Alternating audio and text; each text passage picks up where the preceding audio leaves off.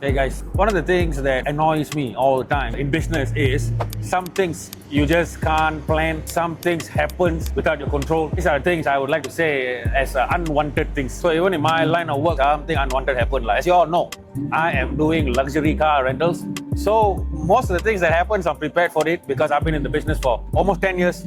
I've seen many things, but once in a while, some things will catch me off guard. So let me story you guys what really happened. So I got a client from Dubai who came here and has been renting cars from me for the past 4 to 5 times. And all these times, everything is good. He always takes sport cars like Ferraris and Lambos. And he's a big guy. He likes fast cars. So what happened is, this time he came with his family, his wife, his kids, his brothers, his sisters, and then they're staying up in KL. So he called me up. He asked me for 2 cars. He wants a Range Rover. He wants a GTR. So, I just gave it to him because I know him. He has license, he has documents, he is proper businessman, so you don't think twice, you just give it to them. And then the GTR, I want to talk to you guys today on the GTR because something happened, guys, to the GTR.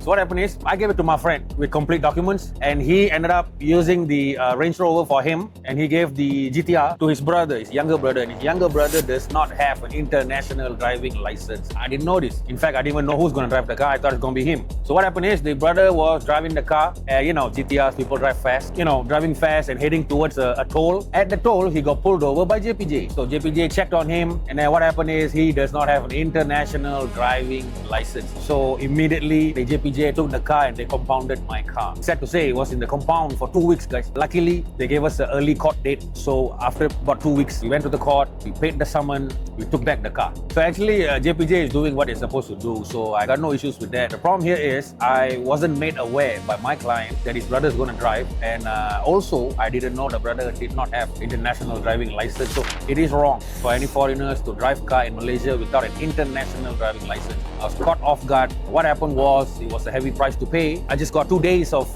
rental money. But in the end, we had to pay the summon, and I went through 2 weeks of not renting the car. So loss of income, and the car was compounded for 2 weeks. So what happened was, the car became dirty and the car was just parked. So I brought it to my mechanic to check. Luckily, nothing happened to the car. But yeah, lesson of life. Don't take things for granted. Whatever you do, you make sure you check properly. Once in a while, unwanted things happen, and when it happens, I just tell myself, if this issue can be solved, I shouldn't worry much about it. I should solve it. At the end of the day, I told my client that, of course, his mistake was he didn't tell me his brother was driving. Second mistake, the brother didn't tell me he had no international driving license. But what to do? Things happen. Poke it out with my client. I ended up paying the summon. I told him it's fine because he's a gentleman. He's been renting for me for a long time. Told him things happen, but it's fine. You and me, we have a good relationship. So whatever it is, we just keep moving forward. And then now he understands, and the brother actually is going to go apply for an international driving license on their next trip coming here. So even in a sorrow story like this, I feel like I made some progress. I feel like my customers, they understand my point of view. And you know what? I got closer with them. So that's the best thing that comes out of a problem. If something doesn't kill you, it makes you stronger.